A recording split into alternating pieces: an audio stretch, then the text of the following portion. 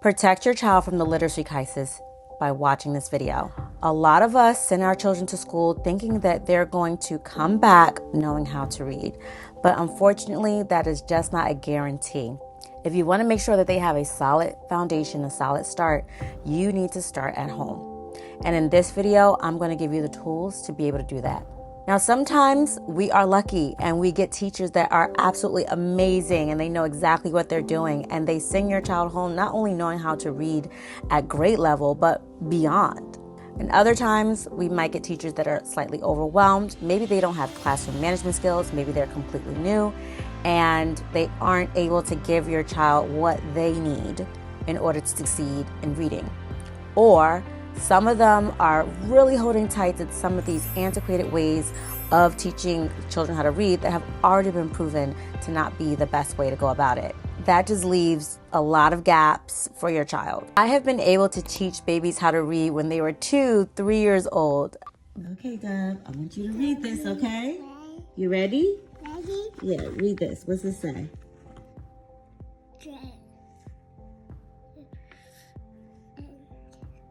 A, Good.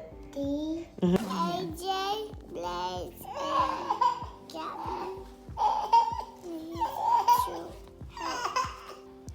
Expedition 25. On Expedition 25, different children live in different places. Tortoises live on land. Two turtles spend most of their lives in water. Old, very small, and even how to read novels by the time they were 4 years old.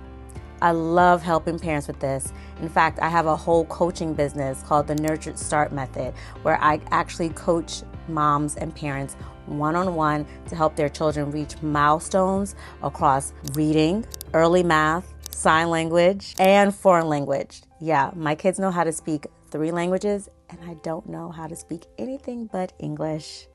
顾客好吧，那我是做面包店，我是小兔面包店，好吧？欢迎光临小兔面包店，请问要帮忙吗？要，请问你要买什么？我要买甜甜圈。 And I help other parents achieve the same goals. If you're new here, my name is Brittany Kelly, and I'm your new best mom friend.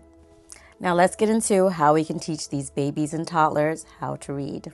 In this video, I want to go over some of the flaws that parents and educators get into when it comes to teaching children how to read, especially small children. I want to help you identify some of those flaws so that you can avoid them and get on the right path. First, we'll go over what is English as a language. Then we'll discover letter names versus letter sounds, which one is better to start with. Then we will go over exactly how many letters or sounds we need to go over with our children in order to help them build a solid foundation. And then I will include a playlist at the end of this video for you to discover more information that I've placed out about the subject. If you haven't subscribed yet, now's a good time. So let's talk about what English is, because this was very confusing to me when I was a child first learning how to read. I was always told that English was this language of exceptions. You had rules and then you had just as many exceptions to the rules. And there really wasn't an explanation as to why something was an exception. You just needed to memorize it and be aware that there was an exception. Sometimes that worked, and sometimes that didn't, especially when it came to spelling. It really came down to a lot of memorization of each and every single individual word rather than understanding the rules and the logic behind English. It just led to a lot of confusion. English is a morphophonemic language. That means there is morphology as well as phonics that we use in order to understand and spell and speak and read the words in the English language. This means that English is a little bit different from other phonetic languages. And since English is also an amalgamation of other languages, you can encounter words that have spellings that follow rules of completely different languages like French that we use in English. So for an early reader, that is important to understand because they'll try to sound it out like an English word, when in fact, it's a French word. You see what I'm saying? It's important to have this information. Now, which should we start with first? Letter names or letter sounds? I see parents all of the time focus on letter names. They'll say, my baby knows all of their letters, meaning their baby knows how to sing the alphabet song. But that is not functional when it comes to reading. They can't sing their way through the words and the sounds when they don't know what A says. They just know that that symbol is called an A. But A has multiple sounds, right? Ah, A, ah. They won't know that without you telling them. They won't know that by singing the alphabet song. And that's where the mistakes start early. So I like to do this, and this is also something that is commonly done in Montessori, is to start with the letter sounds first. Formally, the letter sounds are referred to as phonograms. That means the picture of the sound. So it's just the symbol. The letter sound is represented by the actual letter that's written. That's it. Don't overthink it. I know I overthought it when I first learned about phonograms. I thought it was so much more complicated than that. It is simply the letter that represents that sound. I like to go over with my children multiple sounds for each letter early on. I do not like to just say A says ah, although I see that common with a lot of people who teach early reading skills. They'll just say this letter says ah and leave it at that. The reason why I don't do that is because I remember being a small child and what I thought and felt when I was learning how to read. For some reason, I can remember back very far. I know this is extremely uncommon, but I think that helps me in being an educator to very small children because I remember how I thought when I heard that when you add an E at the end, now you've changed this A to A. That was annoying to me. I really wish that they had just said that from the very beginning. And so now I do that with my children. I just let them know this information at the very beginning. They are smart enough to make the distinction. Babies, toddlers, they are brilliant, you guys. They are just absolute sponges. They can hold that information. Do not underestimate them. You can expose the fact that A says A, and ah right at the beginning. I find this to be especially important when it comes to letters like S. A lot of people start out by telling their child that S says S. But when you read to them a book, 70% of the time, when they encounter S, it says Z, right? Like dogs. Think about it. When they encounter a plural word, that S at the end usually makes a Z sound. So that really isn't the exception if it's happening majority of the time. So go ahead and start out by letting them know that S says S and Z, like in was. That really bothered me so much as a child. Okay, so now that you know that we need to start with the letter sounds, that we're doing the phonograms, right? We're looking at the letter that's written and we are saying the sound that that letter makes instead of the name that it's called. That is more important. That doesn't mean abandon the alphabet song. You absolutely can still sing to them the alphabet song. It will be perfectly fine. But I think it's important to focus on making sure that they know the sound that that symbol makes. So how many should we teach them? Well, it's more than you think. It's not the 26 letters of the alphabet. I'm so sorry. That is insufficient.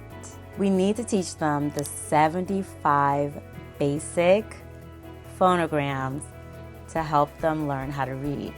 There are single letter and multi-letter phonograms that they will need to understand. Don't worry about overwhelming them. I have an easy, systematic approach that I do with my children that starts really young, that goes over all of this without spending more than 5 minutes a day when they're really little on the topic. I'm not going to sit there and just drill. No way. And sometimes people assumed that I did that because they were able to read by such a young age, and they thought that they didn't get time to play because there's no way that they were able to reach that level of reading without having to drill for long periods of time during the day. Surprise, surprise, they do not need that much time.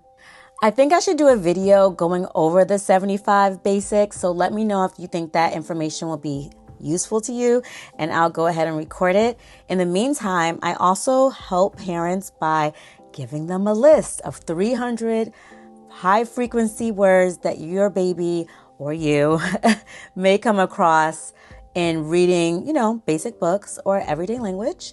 I like to use these words for flashcards, and I also have some pre-made flashcards of 100 of them that you can print out and use to make so that you can show them to your little one and just get them familiar with the fact that learning to read is fun and exciting. And then we can get into breaking down the words with the letter sounds and the phonograms. You can access that by just going to my website. It will be in the description box, www.onebrittanykelly.com. And you just put in your email address and it will automatically send you this list. And hundreds of families have gotten this list and they love it, and they're printable flashcards. And I'm glad that I was able to put this together to help more people. All right, so I hope this video was very informative and kind of opened your eyes to just taking those first steps to teaching your child how to read at home. I know a lot of us don't even remember how we learned how to read, so it can be really intimidating to think that we have to take on those steps, but I'm here to help you. If you need extra help, then I implore you to check out my program, the Nurtured Start Method. I have some private client spots open. I don't have many. So there is an application process in order to be accepted into that program. It's for very dedicated, very serious parents who are interested in really optimizing their child's early development growth across multiple areas, such as learning a second language, learning sign language, how to read, how to do math, these basic skills, gross motor skills, fine motor skills, and just overall optimal brain development. I have some amazing clients. Their babies are growing and learning so fast. It's incredible to be on this journey with them. And I love the community that we have. So if you are interested in that, I will also leave a link to the application down below. And with that said, guys, I will see you in another video. We are going to do this.